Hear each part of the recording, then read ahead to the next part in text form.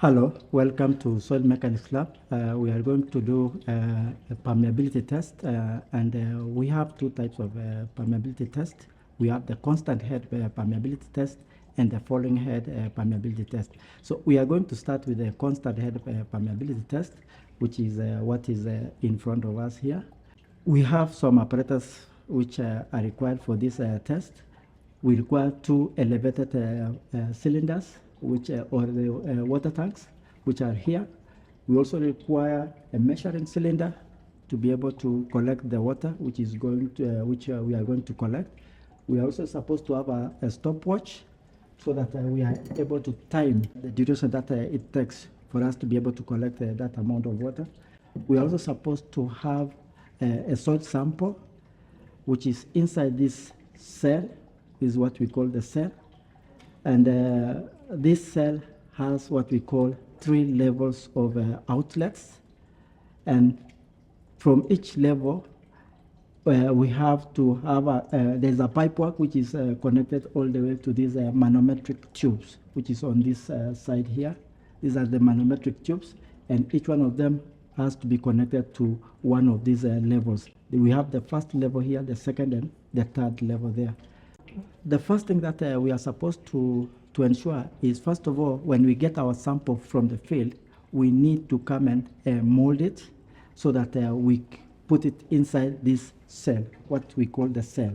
So if you look at this cell, at the top somewhere here, we have some gravel which has been placed at the top and also at the bottom. This just to distribute the water as it enters through this cell from the top. It is able to distribute that water so that that water flows through the sample evenly.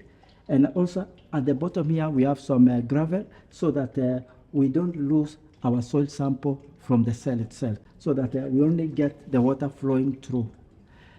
Again, at these levels, you will find that there is some gravel which has been placed on these outlets, so that we don't lose again the soil sample from the cell when the water flows from these pipes and comes out here. So we will only be able to see water flowing without any soil sample in it. After molding, first of all, this, you need to soak it for 4 days.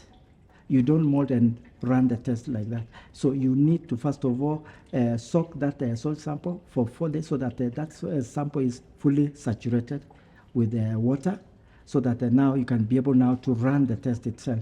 Remember that these two tanks, they must be at an elevated position, higher up than our soil sample itself.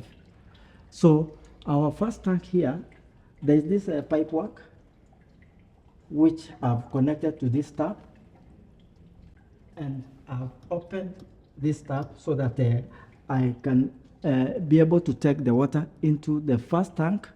As you can see, the water entering the first tank from the top. So as the water enters the first tank from the top, you will find that there is an outlet from the first tank, which is this pipe, which now becomes the inlet into our second tank here. This is the inlet to this second tank. So as the water rises up, it will rise up to the topmost part there where we have that pipe. So when the water reaches that pipe at the top there, it will come out as overflow through this point here. So this is the overflow from the second tank. So anytime you run this test, the water level in the second tank will be constant throughout. And that is why we call it the constant head. As you do the test, the water in the second tank has to be constant throughout. Again, there is this outlet from the second tank, which comes down like this and becomes our inlet into the cell. So we have an inlet into the cell, and again also we also have an outlet at the bottom from the cell. So when I open like this, I will now be having water flowing from the second tank all the way like this through the cell and comes out from this point here. As I open, the water is going to flow through the soil sample itself. Apart from the water coming through this point here, we will also have at this level, I've said that we have these three levels. The topmost level, we have three outlets. Two outlets are connected together, and then one outlet is connected to one of these manometric tubes. So at the topmost level, we have this pipe here connected to these first manometric tubes. At the center here, we again have this manometric outlet here, which is connected to this manometric tube, the second one. And then at the lower level, we have this outlet connected to the third manometric tube. So the first manometric tube here will give us the reading H1. The manometric tube at the center here will give us the reading H2. And lastly, the manometric tube at the right-hand side will give us the reading H3.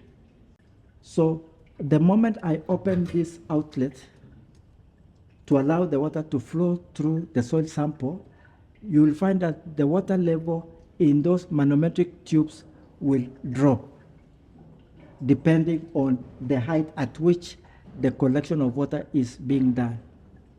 So when I'm holding my outlet at that particular point and collecting that water, you will find that the water level in those manometric tubes are going to go down up to a certain point where it's going to stabilize. You stop at that particular point, collecting that, and you stop the stopwatch. So we want to run now the test, and this test requires at least more than one person to be able to get some data from this. So one person is supposed to be collecting the water, another person is supposed to be timing, and then we are supposed to have about 3 people who will be able to give us reading from these manometric tubes, because we are supposed to get what we call H1, H2, and H3, and each one is supposed to be looking at each and those manometric tubes. So I'm going to be assisted by my colleague here, so to be able to get some of this data. So I'm going to start by opening this tab, and I will just ensure that by the time this water stabilizes in those manometric tubes, what I will do is that I'm going to leave this tap open and just remove the measuring cylinder, so that I only get what I've already collected. So when I do that, I will be able now to ensure that the water level remains at that levels, so that I first of all take the water at each of those 3 manometric tubes before closing this tap at this particular point. So I'm going to start.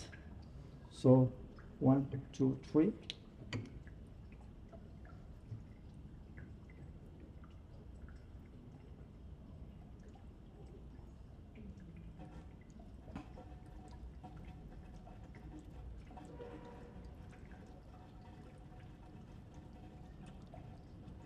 Stop.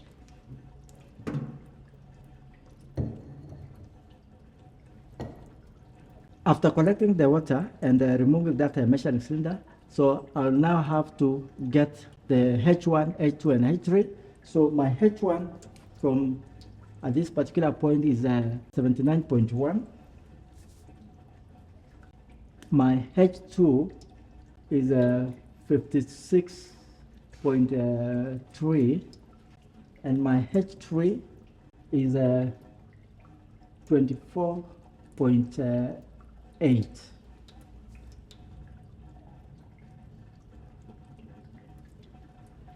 After taking those 3 readings, H1, H2, and H3, you now close this tab. When you do that, you will find that the water level in those manometric tubes rises up until the top there, whereby it's at the same level with the water in this second tank. Yes. So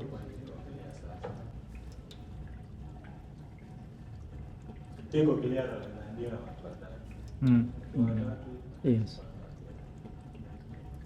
After you are through with the first test, you repeat the same procedure, but you ensure that you collect the water from the same position. You maintain the same position for all the data that you are going to collect. If you are collecting about 3 sets of data, you do it from the same level.